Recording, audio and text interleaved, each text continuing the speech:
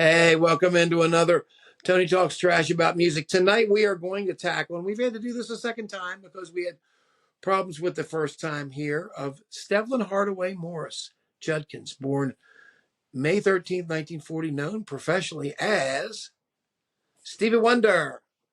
Stevie Wonder on tour now. Stevie Wonder getting a lot of credit where credit is due. At some point, man, he was one of the greatest.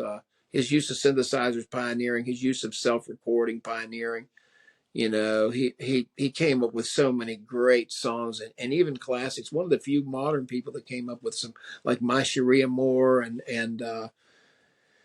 You Are the Sunshine of My Life. I mean, those are modern blue book classics. They go out, jazz players go out with that. Those songs are in those books. Maybe him and I hate to say Billy Joel, maybe Just the Way You Are, but there's very few songs written in the last bit that really are considered that.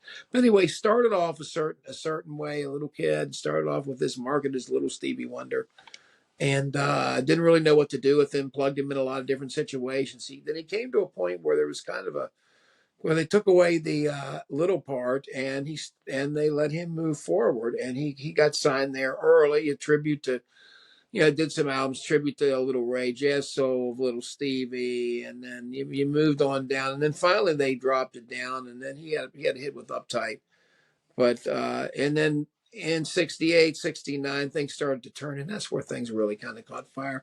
Through that period of time, number of classic records, number of great records, a number of great top charting success. I mean, Stevie Wonder, of course, is one of the great uh, legacy artists in of Motown as well. Came on early. They stayed with him. They went through that period of time when it was kind of difficult. But he had a lot of great. He's had a lot of honors. Had a lot of singles.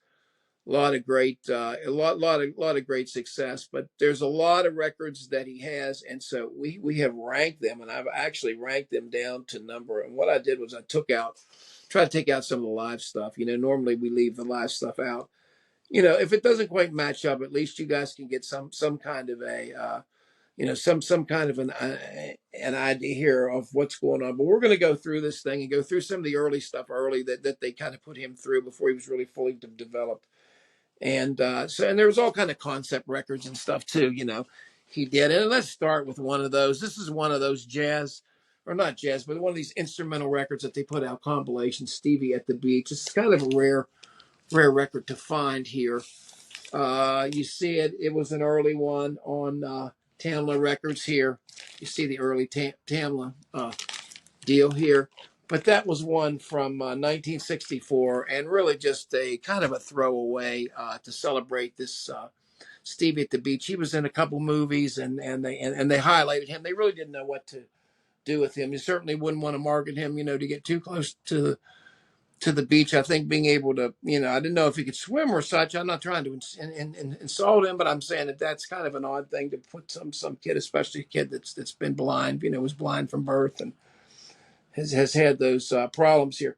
We're going to go to number 25, the 1962's A Tribute to Uncle Ray.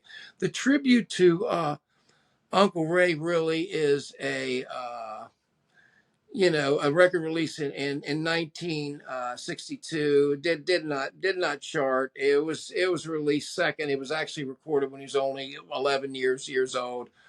He basically, copies all the Ray Charles songs. Hallelujah, I love her so.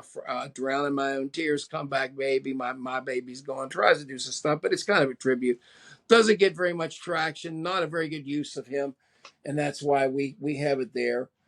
And as a number 25. As a number 24, let's see if I have this recorded live. Stevie Wonder, the 12-year-old genius. Now, I know that I said I'm not doing live records, but this is one with a single fingertip. So it really was kind of a presentation of him, and he goes to soul bongo and la la la la, drown in my own tears, and some of the stuff in Hallelujah, I love her so. Some of the Ray Charles stuff on the second side. Really not worth, a collectible record, but once again, uh, they didn't know what to do with him, and Stevie was not really at the point where he was able to, or at least willing to, uh, go forward with his own style, and so that's what we were stuck with, and that's what he was stuck with there in that as recorded live as a 12-year-old. Then we're going to get on into another instrumental record that they coaxed him into doing. For some reason, they thought this would be something to do. Let's spell his name backwards, and let's have him do all instrumental songs where he plays all the instruments. This is him. So he's really doing kind of an early Prince, an early Todd Rundgren thing, where he's doing all the stuff here. But grazing in the grass, a house is not a home. It's just not very compelling stuff. And so that's where you're at with that. Let me get a drink here. Unless you have a collector's item, but really worth nothing here from 1968, the instrumental album, Evetts Red Now. Let's look now at number 22. There's the jazz, another instrumental record, The Jazz Soul of Little Stevie. And there's a bunch of this stuff. And he's not the only artist that was exploited like this. You look, most of the other ones were there. But this is, again, another largely instrumental record. I think it's completely maybe instrumental. Really nothing that would be recommended here. Nothing that hadn't been heard before. It seemed like they kept flogging kind of the same idea. I don't know if they thought they would be able to market him because he was young, but again, young kids grow up, so you kind of got to have some other way to go. At number 21, I'm going to talk about the 2005 record, "A Time to Love," which didn't. I mean, it didn't have much success, and that's kind of the end of it. We haven't had another Stevie Wonder record, even though he's on tour this year. There's not been another studio record. It was one of those maxed out CD 77-minute things, So What the Fuss, from the bottom of my heart, decent song. Kim Burrell on the first song, Moon Glue, from the bottom of my heart. My love is fast, Shelter in the rain. But you've got So What's the Fuss, Prince actually on the record, and A Time to Love. There's a guest pretty much on all these. A lot of, or not a lot. I mean, Indy Irie and Paul McCartney played on some of this. So there's a lot of guests on it, and it's one of those ones. And so he doesn't need to put out any more new music, but it is a little bit of perplexing that in 2005 that was the last record that for Motown that Stevie had put out. So I would rank that disappointingly, just because of collaborations and such. It's recorded well, but there's nothing really memorable about that at number 21. Then I'm going to go back to 1963 with one of the first, with a song in my heart, the third Stevie Wonder record, and Recover It. They coaxed him just like they did Marvin. I told you in the Marvin thing, it's the same thing. Here's the standards, man. So you got with the song in my heart, When You Wish Upon a Star. For what that's worth, I mean, it's, in a way, it's kind of kowtowing to what an area that it sucks anyway. I mean, I don't know why you'd want to enter that area to please that type of a market anyway. You should want to make good music, and it seems like was too much glued to the either Broadway or the standard thing, the same way it was in there. So that's why we are done with number 20 with a song in my heart. Couple decent performances, but really can't get behind that. Number 19, let's talk from 1995. I'm talking about Conversation Peace. Conversation Peace. I don't have it here. I thought I did. I had the CD.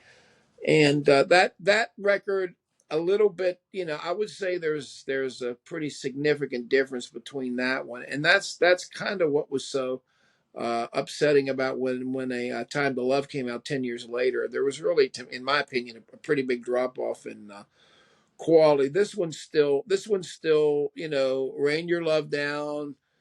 Take the time out, For Your Love, Tomorrow's Robins will sing, Treat Myself. Those are all singles that were put out from this, but it really wasn't a single type of a record. I love Conversation Piece. I love Sensuous Whisper too. That's beautiful. And Tomorrow Robins will sing. I like that too.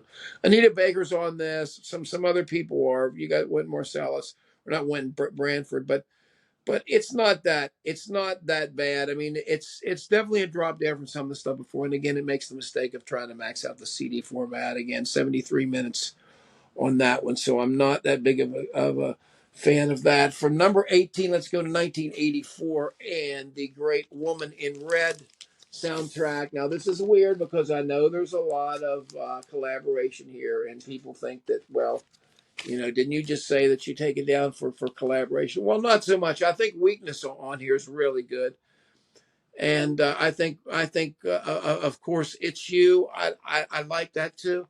This has always been, I think, one of the better soundtracks that he did on. Yes, at the time, it's in the middle of the nadir of the '80s and the sound quality and stuff too. But I think Stevie thrived in that era better than most artists did. So I like his music in that '80s era more than I do most artists. So that's 1984. I think Dionne Warwick, of course, is on two. Let's go now to number 17. Always a controversial record because of when it came out, but Stevie just didn't give a shit and went ahead and did his own thing. And I'm talking about the magnificent. I won't get everything out here. Journey, Secret Journey through the Life of Plants. Really perplexing to anybody at the time. When it came out, people were almost like it. Almost the reaction to it, and not that it deserved it, was almost akin to like people with Lou Reed and Metal Machine Music. They were like, "What in the hell? How could you be on the top of your game?" And he was. The time of this, he was the top of his game. Songs in the key of life. I mean, he basically smashed every single record. Had all these singles. He was the top male artist really at the time. At that time, he'd usurped the crown from James Brown. All these folks had, and he was the main man. But I love the first Garden. Voyage to India is beautiful. But some of these things like Venus Flytrap and the Bug is kind of weird. Black Orchid's kind of weird. Come Back as a Flower is really weird. But the Secret Life, really the music, the harmonic part of this is really beautiful. But this this is a largely a soundtrack through that film, the motion picture, and this is what people did not understand. They thought it was and treated it as a pop record, and it is really more of a soundtrack. And if you think about it in those terms, you're not going to be as sorely disappointed with it. You don't come here expecting, one hit after the next, because that's not the kind of record that he made. And I think at that point, he had earned that right. Let's go to 1987 and another 1980s record, which I like too, is the Great Characters. You can see it here. I like his character.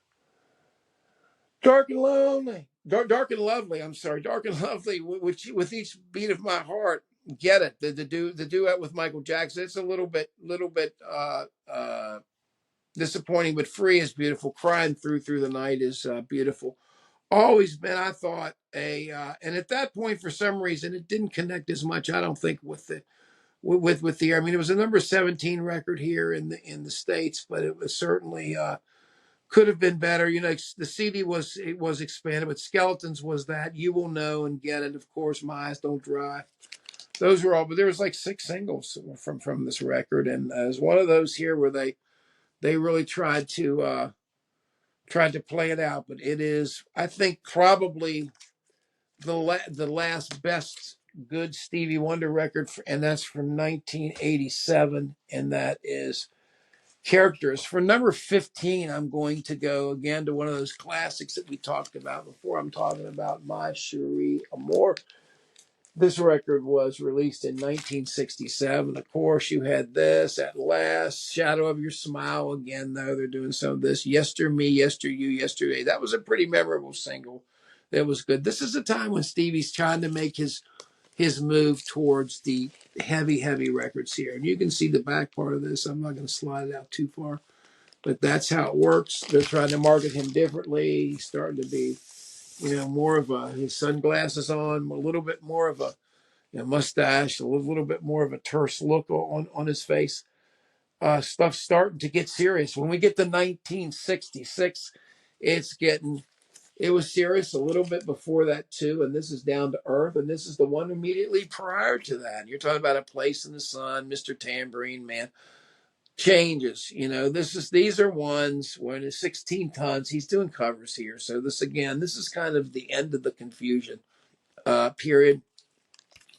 But I do think it's important, and I do think it's important that you can still hear him in songs like Bang Bang and different songs. I mean, he's starting to come forward, and Don't You Ever Leave Me. But I just think the covers and stuff, Mr. Tambourine Man and stuff, are just not that great, and that's why it's all the way down here at 14. We are going to go now to the great number 13, and that is 1966's Uptight, and that is one of the pivotal records, probably when he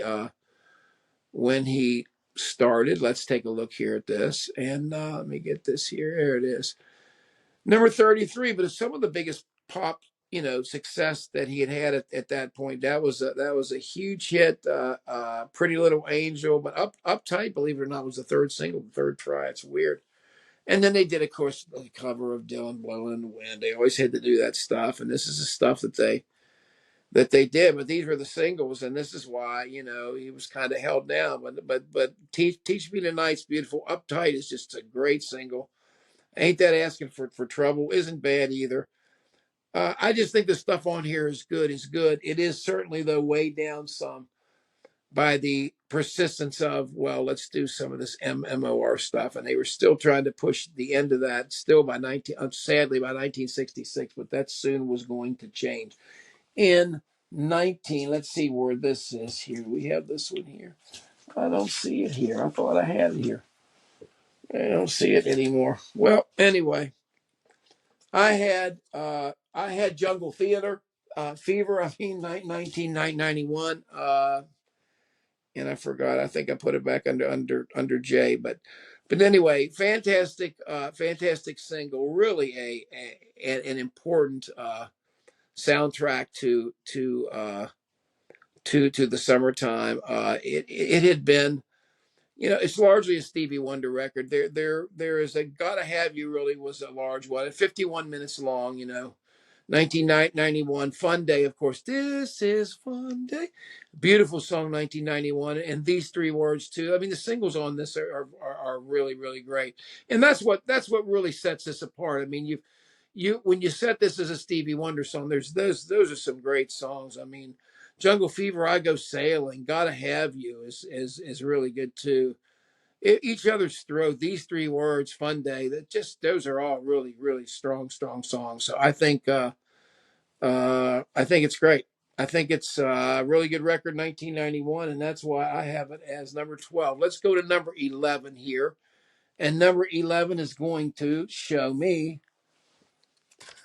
I Was Made to Love Her. This is in 1967, of course, inspired a Beach Boys cover. He's really on the verge of hitting this. You've got Send Me Some Love and Respect. He's still doing My Girl. Can I Get a Witness? The Marvin Gaye and stuff. So he's still dipping some other people's material, but he was able to, I Was Made to Love Her to move forward. I think he's trying to break out here, and this is some of the beginning uh, sniffles of this, and you are talking, that is in 1967. Now we talk 1968, a little bit forward here, and he's still doing those Sonny, God Bless the Child, but he's doing Shooby Doo Doo Be Day. I'm More Than Happy, I'm Satisfied, and this is For Once in My Life, and this is a little bit closer. God Bless the Child, a beautiful version of it. Do I Love Her is great. The House on the Hill is great, but again, still not really moved forward with what he should be doing way too many covers. You see all these writers here. I don't know why. Is probably is a song that was covered by the Rolling Stones, of course. You heard that on Metamorphosis. That's on this record, and so that's another reason. You put those two together, and that's a very strong batch of songs, and that's my number 10. Here's my favorite record from the 80s.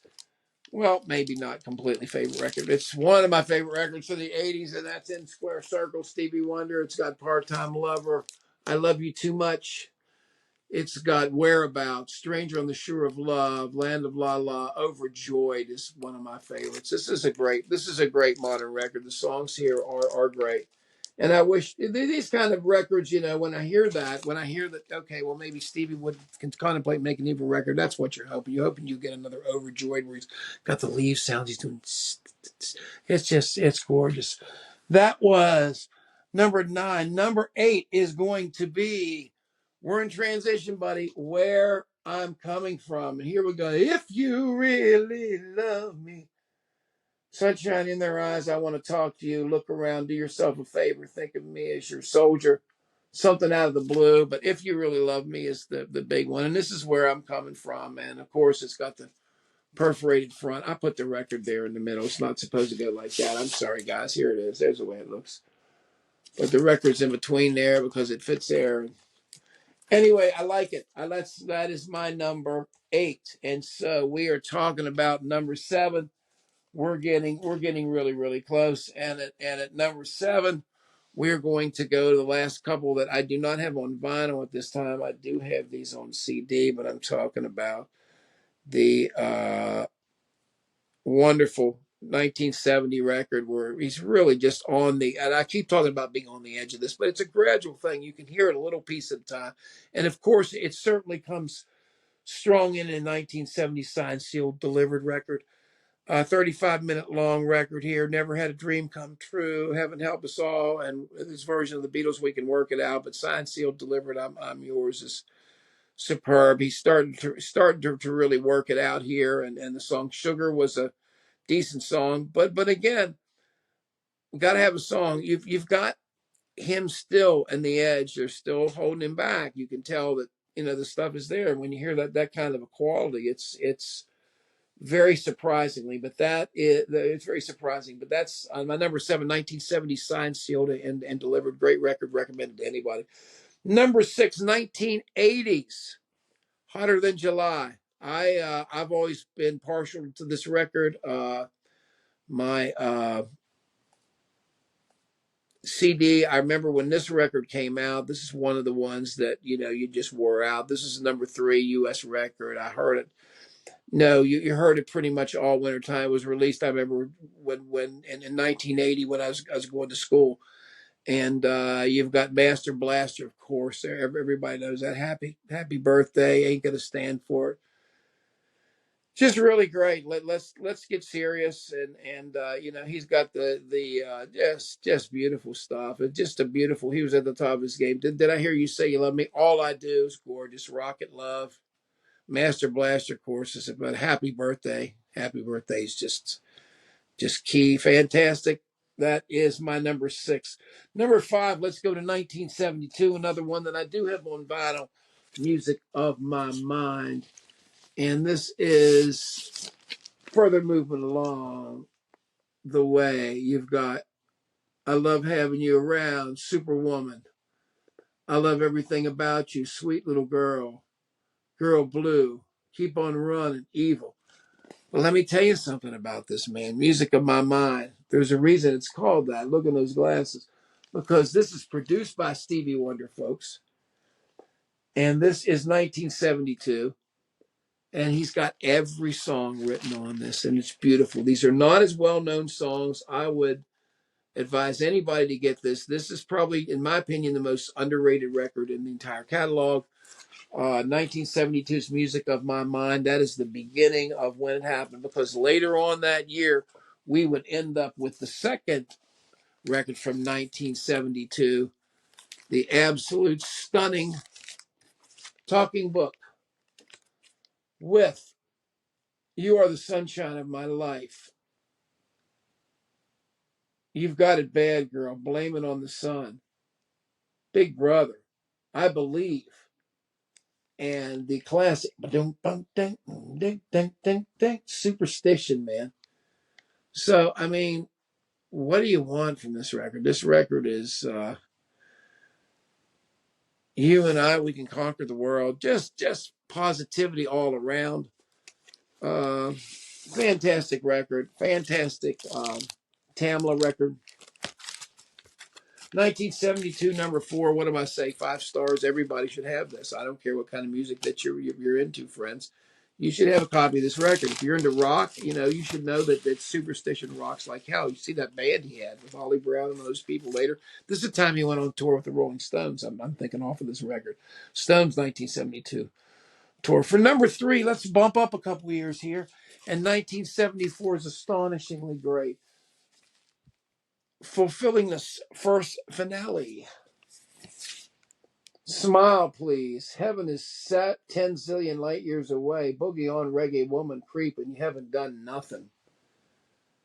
Ain't no use. They won't go when I go bird of beauty. Well, you haven't done nothing, man. That's kind of a stepping a little bit out of the way. And I think it kind of made a few people mad. I don't think his record was as big as it was, because the word of the time was, his message to the president, you haven't done nothing, was pretty not received well. And people love this record. This is a huge record, of course. This is when Stevie's blazing white genius. He was fabulous, and really the music of my youth. Let's get to the last two. The last two is the sprawling and career making and career retiring for anybody else's magnus opus, Songs in the Key of Life, Village Ghetto Land, Sir Duke, Love's in Need of Love Today, I Wish, Ordinary Pain, Isn't She Lovely, If It's Magic, Ebony Eyes, All Day Sucker, Joy Inside My Tears. Man, God Almighty, man! This record, I remember a certain time. I mean, if there's ever any record that I remember hearing, I guess at the time of my life I was 16, but this record is so emblematic of the songs that played. When I'm 16, 17 years old, I'm graduating high school. Just an absolute master at the top of his game. And while we're at it, let's go ahead and get number one. My number one. A lot of people's number one. The Fully Coming of Age, 1973's Inner Visions. Too High, Visions, Living for the City, Golden Lady. Oh my God. Higher Ground, Jesus, Children of America. Don't you worry about a thing. He's Mr. Know-It-All. There's, this is, to me, this is by far the best. I mean, I like all the stuff he has, but this record had an attitude to it and had a I don't know. It's just kind of like when you see something building up to a certain point and the top of it just pops open. And that's what this is. This is just something else. 1973. He has his own range. He's got it going. But I mean, Higher Ground, you know the history of that. You know the Chili Peppers, and fantastic stuff. Really, really can't be praised high enough. Stevie Wonder, thank you for your contribution to music. Thank you for your contribution to this world of music. So many things he's influenced, and so big now. And it's a shame, because a lot of the world, because the way the music's set up now, you don't have a record release and things out like it used to be, the measuring stick. But when it was the measuring stick, nothing could touch this. This was as good as it got, and this was some of the peak of music, and could be thought of, really, but many people say it's the peak of all Western music was about that period of time, 73, 74. I don't know if I can argue, man. It's an argument for those guys over at Sea of Tranquility or Taste Like Music, not like me. Those guys know a lot more than I love, and much respect to all of them. Man, much respect to you too. Thank you. Please leave us a like if you can. We really appreciate it. It really helps out. And subscribe if this is a channel that you think you would like to help us out with. We always appreciate you around for the ride. Please leave your list below. Tell me what you think about Stevie, what your favorite Stevie is, what I got right, what I got wrong. I don't pretend to be any kind of expert on this thing. It's just my knowledge and things that I know and things that I've seen. And throughout my years, of course, I've been a Stevie collector, as you can tell, for my whole life. And there's some other ones that I get. It's exercises like this that make you realize, hey, I got this on CD. I got that on record. And it's funny, some of these artists, and this is one of them that had the two for CD things. They had the two for series out, and at least that's how I have them. Hell, might be bootleg. I don't know. Who knows at this point? Selling Motown out of the back of there. back of their truck, whatever. But anyway, thank you guys a lot for tuning in. We appreciate you, and we will catch you next time. Thanks a lot.